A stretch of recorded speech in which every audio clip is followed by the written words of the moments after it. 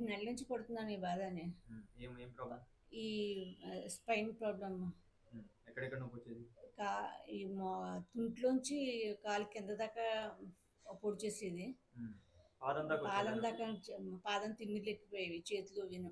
హాస్పిటల్‌లో చూపిస్తే bed rest అని చెప్పేసి అన్నారు అక్కడ. హ్మ్.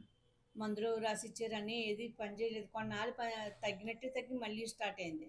మొత్తం ముగ్గురు డాక్టర్‌ని కలిసామండి. ఎంఆర్ఐ తీశారు. హ్మ్. ఓకే. అదే స్పైన్ మొత్తం 3 డిస్క్‌లు కొలాప్స్ అయిపోయి ఫిజియోథెరపీ చేయించుకున్నారు. మొత్తం ముగ్గురో, నలుగురో చేశారండి. హ్మ్. హ్మ్. అవి తగ్గలేదు అసల. గుణం కనిపించలేదు. ఇప్పుడు ఎన్ని రోజుల్లో తగ్గింది మీ మరి? దగ్గరికొచ్చాక ఇక్కడ హ్మ్.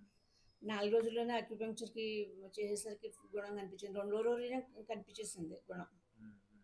5 రోజులు చేసి ట్రీట్మెంట్ చేసేసరికి పూర్తిగా తగ్గినట్టు అనిపించింది. చాలా రిలీఫ్‌గా ఉందండి.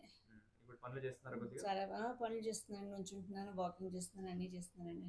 ఓకే. వెరీ గుడ్ అండి. మీ చేతిలో దండం అయ్యో! పెట్టాలండి. పర్లేదు. చిన్న పిల్లాడైపోయారు కానీ మీరు.